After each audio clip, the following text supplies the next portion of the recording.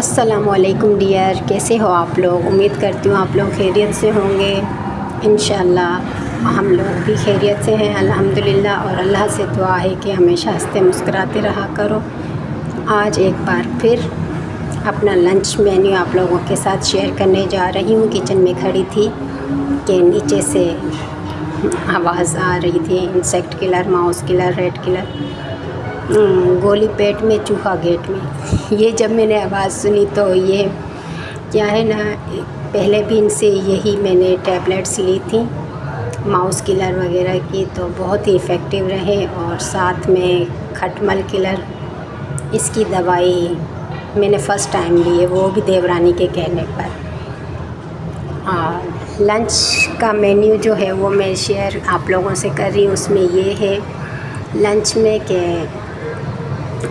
تورئی تو پہلے میں نے فریز کر کے رکھی تھی، اور اس سے پہلے ایک دن میں نے آلو پالک کا سالن بنایا تھا، تو بچوں کو اچھا نہیں لگا آلو پالک۔ میں نے اور ہسبینڈ نے تو کھا لیا تھا، بٹ بچوں نے باہر سے بریانی منگوائی، اور اسی آلو پالک کو میں نے ریسائیکل کر کے اس میں پیاز اور ہرا دھنیا، کچھ مسالے وغیرہ ایڈ کر کے اس کے پکوڑے تل لیے، تورئی کا سالن بنا کے، ساتھ میں لسی وغیرہ بنا کے، پھر ہم لوگوں نے دوپہر کا کھانا کھا لیا الحمدللہ۔ اور اس کے بعد نماز پڑھ کے تھوڑا سا ریفریش ہو کے، اس کے بعد پھر سے کچن میں آئی۔ جو کام میرا رہ چکا تھا، جیسے کہ بیسن وغیرہ، وہ ایسی رکھی ہوئی تھی، ان میں چینٹیاں آ رہی تھی، تو بیسن کو اچھے سے سیٹ کر کے ڈبہ وغیرہ، جو میرے پاس جو بھی ڈبہ جو بھی چیز پڑی ہوتی ہے، کوشش کرتی ہوں اسے کوئی میں ری یوز کر سکوں۔ اور لینے میں تو بندہ کیا کہتے ہیں نا، جہاز بھی لے سکتا ہے، بٹ بات یہ ہے کہ رکھنے کی جگہ اور اس کی کیئر بھی تو لازمی ہے۔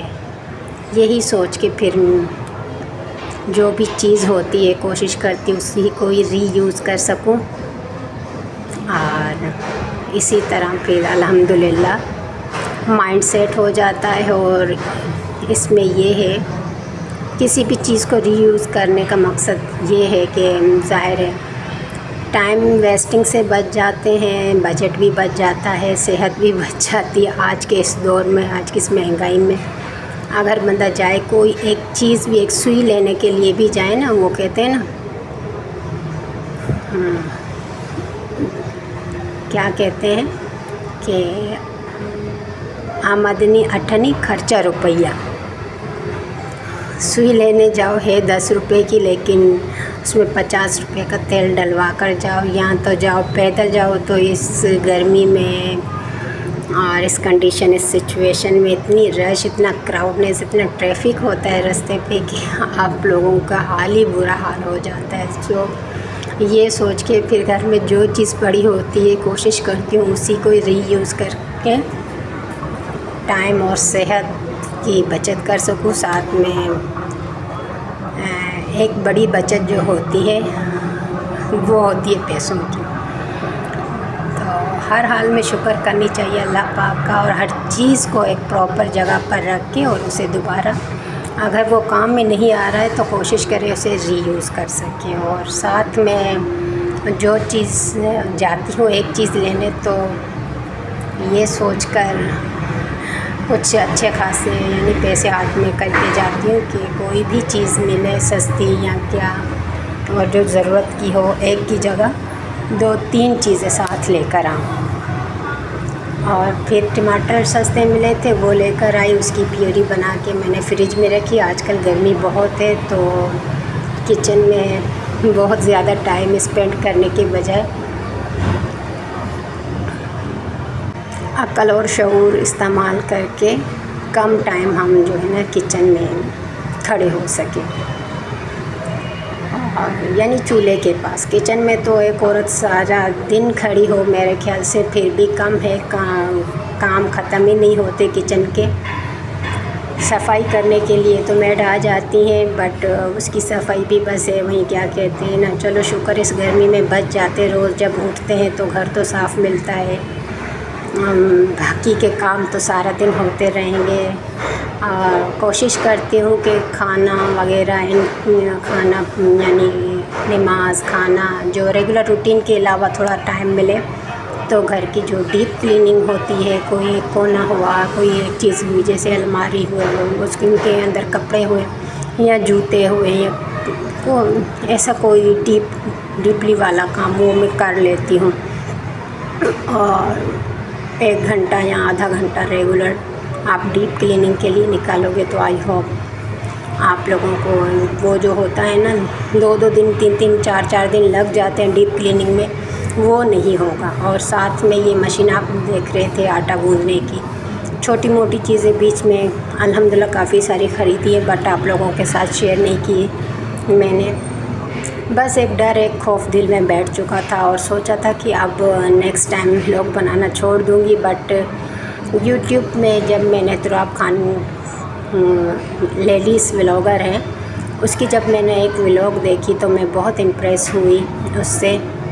میں سمجھ رہی تھی کہ شاید گھر میں نااتفاقی کی وجہ جو ہے نا وہ میرے ولاگس ہیں، میں جو شیئر کرتی ہوں.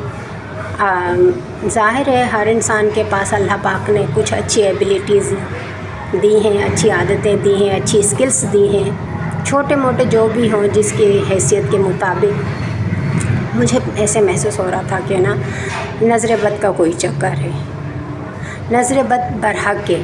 یہ کوئی میں ایسی بات نہیں کر رہی ہوں. نظر بد جو ہے نا وہ کہتے ہیں نا اونٹ کو دیگچی میں انسان کو قبر تک پہنچا دیتا ہے. نظر بد برحق ہے. اور یہی نظر بد جو ہے نا ہمارے نبی پاک صلی اللہ علیہ وآلہ وسلم کو بھی لگتے تھے، اور ان کے ہمارے پیارے حضرت امام حسن حسین نواسۂ رسول جسے کہا جاتا ہے انہیں بھی اکثر یہ لگتے تھے نظر بد.